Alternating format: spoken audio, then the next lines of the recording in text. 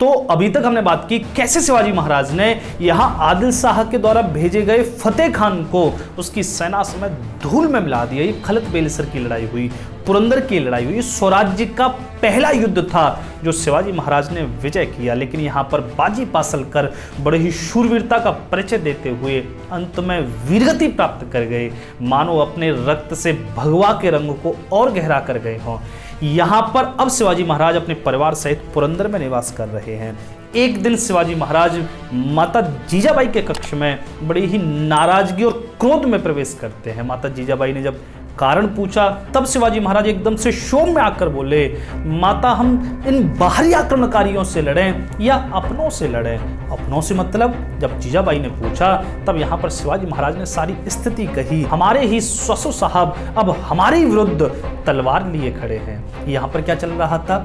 शिवाजी महाराज के जो ससुर साहब थे, मतलब उनकी जो पहली पत्नी सईबाई थी, उनके पिता मुधोजी राव निम्बालकर, इनके पास परगना था फलटन का, जो आज महाराष्ट्र के सतारा जिले में है। तो फलटन पर इनका अधिकार था। फलटन को मैं आपको बता दूं कि उत्तर भारत की काशी के रूप में तो हमारी बनारस को वाराणसी को जाना जाता था, ऐसे ही दक्षिण की काशी के रूप में कभी फलटन को भी जाना जाता रहा है। फलटन में बड़े बड़े विद्वान आकर महीनों तक शास्त्रार्थ करते थे। मतलब समझो दक्षिण की विद्वता का सार कभी फलटन रहा था। फलटन ये शहर रहा था जिसके बीचों बीच से बाणगंगा नदी प्रवाहित होती थी। तो ये फलटन पर ही अधिकार था मुधोजी राव निम्बालकर का। मुधोजी राव आदिल शाह के प्रति अपनी वफादारी साबित कर रहे थे। हालांकि आदिल शाह ने पहले मुधोजी राव को कैद करके भी रखा है।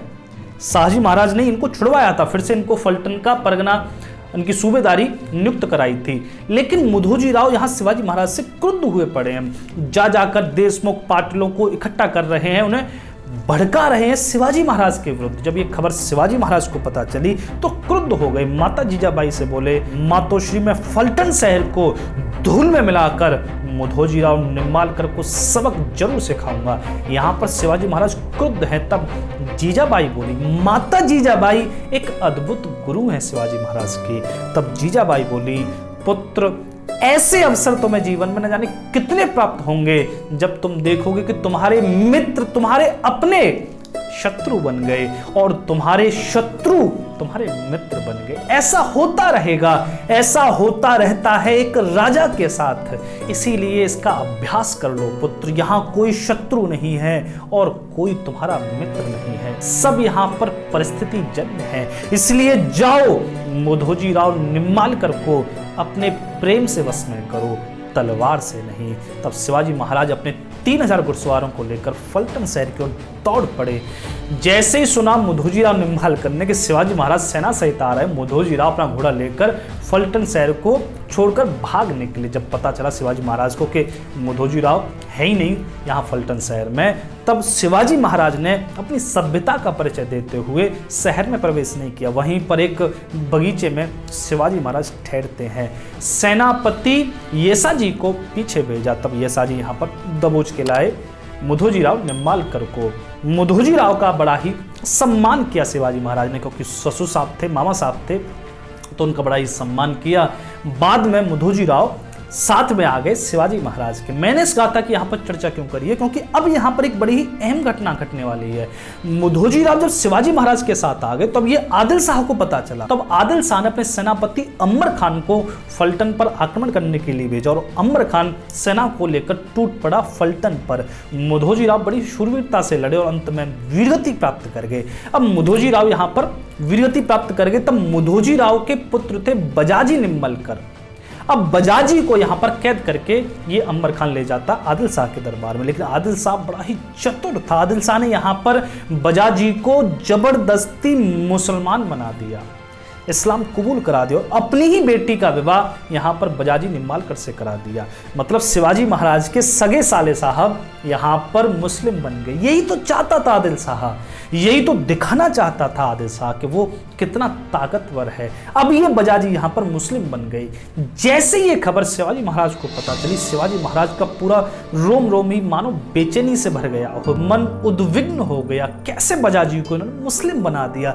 शिवाजी महाराज ने इस व्यथा को पहली बार अनुभव किया तब वे समझ पाए कि कैसे लाखों लोगों को इन विधर्मियों ने इस सनातन संस्कृति से च्युत कर दिया, इस हिंदू धर्म से पतन कर दिया। क्यों कर दिया? क्योंकि हिंदू धर्म में एक बड़ी खामी है, जो खामी थी बहुत सालों तक, सैकड़ों सालों तक चलती रही, आज वो नहीं है, बड़ी अच्छी बात है, लेकिन सैकड़ों सालों तक क्या होता रहा था कि यहाँ हिंदू धर्म से एक बार जिसका पतन हुआ, एक बार जो भ्रष्ट हुआ, अब वो हिंदू धर्म में नहीं लौट सकता। मतलब यहाँ से एक बार एग्जिट है तो फिर एंट्री नहीं है। इस व्यथा को शिवाजी महाराज ने अनुभव किया कि अब बजाजी को कैसे भी करके हिंदू नहीं बनाया जा सकता। इसी बात से सईबाई दुखी है। तब शिवाजी महाराज ने अपनी पत्नी सईबाई को वचन दिया कि मैं कैसे भी बजाजी को फिर से हिंदू धर्म में पुनर्स्थापित करूंगा, ये मेरा वचन है। लेकिन यहाँ पर अभी बुरी खबर का दौर खत्म नहीं हुआ था। एक और खबर पहुंची जो इससे भी बुरी थी, वो थी कि शिवाजी महाराज के पिता शाहजी महाराज को कैद कर लिया था आदिल शाह ने। तो इसमें कुछ इतिहासकारों के मत हैं, वो मैं आपको बताना चाहूंगा। रणजीत देसाई क्या लिखते हैं, क्या हुआ था जैसे शिवाजी महाराज ये विद्रोह कर रहे हैं, जैसे उन्होंने पुरंदर के किले पर अधिकार किया, फतेह खान को बड़ा ही बुरी तरीके से भगाया, तब यहाँ पर आदिल शाह ने शाहजी महाराज पर भी अपने सेनापति फरहाद खान को और एक तानाजी डुले नाम का, ये दो सेनापति थे, दोनों को चढ़ाई करने के लिए भेजा बंगलौर पर। लेकिन बंगलौर में यहाँ शाहजी महाराज ने बड़ा ही जोर का प्रत्युत्तर दिया, फरहाद खान वहां से भागता हुआ लौटा। तब आदिल शाह ने यहाँ पर मुस्तफा खां और बाजी घोरपड़े को भेजा। बाजी घोरपड़े ने यहाँ पर धोखे से शाहजी महाराज को कैद करवा दिया। तो ये रणजीत देसाई कहते हैं। अब यहाँ पर जदुनाथ सरकार क्या लिखते हैं? जदुनाथ सरकार लिखते हैं कि 25 जुलाई 1648 को शाहजी महाराज को कैद किया जिंजी के किले से। मतलब शाहजी महाराज मुस्तफा खां के साथ आदिल शाह की तरफ से जिंजी के किले को फतेह करने के लिए गए थे, विजय करने के लिए गए थे। जिंजी का किला ये आज तमिलनाडु में पड़ता है। जिंजी का किला करीब करीब 13 किलोमीटर में होकर फैला हुआ है, जिसके बारे में शिवाजी महाराज का ये वचन है कि जिंजी का किला सबसे ज्यादा अभेद्य है, इसको कोई विजय नहीं कर सकता लड़कर, जिसको शिवाजी महाराज ने बाद में अपने कर्नाटक की राजधानी के रूप में भी बनाया था। तो ये जिंजी का किला करीब करीब 1200 साल पुराना, चोल साम्राज्य में इसकी स्थापना हुई और बाद में विजयनगर साम्राज्य में विजयनगर के राजाओं ने इसको सुदृढ़ बनाया। तो करीब 7 पहाड़ियों पर बना हुआ है और 13 किलोमीटर में होकर इसकी चार दीवारी बड़ी ही सुदृढ़ रूप से फैली हुई है। ऐसा सुदृढ़ किला था, इसको अंग्रेज कहते थे कि ये पूर्व का, मतलब ट्रॉय ऑफ ईस्ट है, पूर्व का ट्रॉय है। ट्रॉय माने आपको बता दूं कि एक ऐसा शहर था जिसको जीत नहीं पा रहे थे, तो वहां पर फिर एक लकड़ी का घोड़ा गिफ्ट किया और अंदर जाकर फिर उसमें सैनिक छिप जाते हैं और अंदर जाकर वो शहर को जीत लेते हैं। मतलब ट्रॉय एक ऐसा शहर था जिसको कोई भी जीत नहीं सकता, तो ये धोखे से जीतते हैं ट्रॉय को। ऐसी कहानी आपको प्राप्त होगी, ट्रॉय नाम की एक फिल्म भी है। तो यहाँ पर शाहजी महाराज इसी जिंजी के किले को जीतने की कोशिश कर रहे हैं, लेकिन जीत नहीं पाए 6 महीने में भी। तब यहाँ पर शाहजी महाराज ने अपनी सेना को लौटने का आदेश दिया। मुस्तफा खान ने जब देखा कि शाहजी महाराज अगर अपनी सेना को लेकर लौटने लगेंगे तो उनकी सेना में ही विद्रोह हो जाएगा और आपस में यहाँ पर मारकाट मच जाएगी, तो मुस्तफा खान ने बड़ी ही द्रुत गति से यहाँ शाहजी महाराज को कैद कर लिया। ये बात मिलती है जहूर बिन जहूरी कृत, मतलब जो आदिल शाह के ही राज्य में जो राजकाज के कागज लिखे जाते थे, रोजाना क्या हो रहा है दरबार में, क्या हो रहा है राज्य में, उन्हीं कागजों में ये बात मिलती है कि ऐसे शाहजी महाराज को यहाँ मुस्तफा खान ने कैद कर लिया।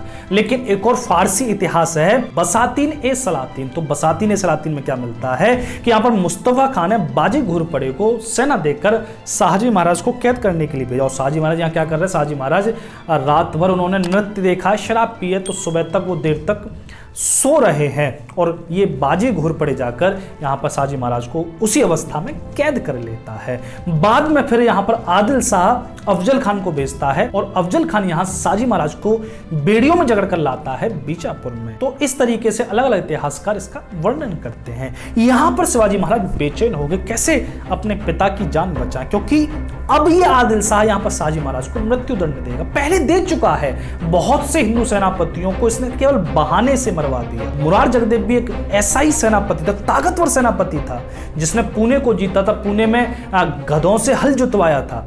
उसके बाद ही तो शिवाजी महाराज आते हैं वहां पर। तो मुरार जगदेव बाद में बड़ी बुरी तरीके से आदिल शाह ने उसको धोखे से मरवा दिया।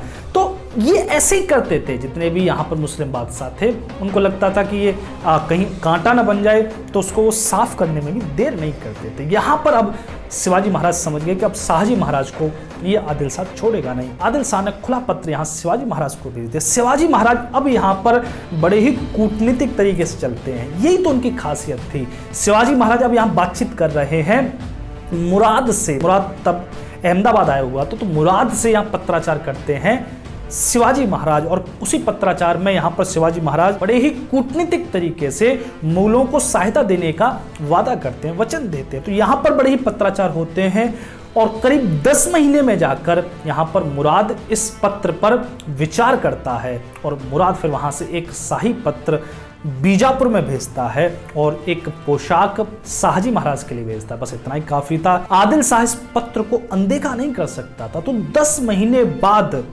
कोंढाना, बंगलौर और कंदरपी किले देने के बाद यहाँ पर आदिल शाह शाहजी महाराज को मुक्त कर देता है। तो शाहजी महाराज फिर भी आदिल शाह के साथ ही रहते हैं और आदिल शाह के लिए वो विद्रोह का दमन भी करने जाते हैं और विद्रोह दमन करते हैं। उसके बाद आदिल शाह फिर उन्हें मद्रास की तरफ भेज देता है। तो शाहजी महाराज अभी भी आदिल शाह की ही वफादारी कर रहे हैं, लेकिन शिवाजी महाराज चैन में आए अपने पिता को मुक्त कराकर।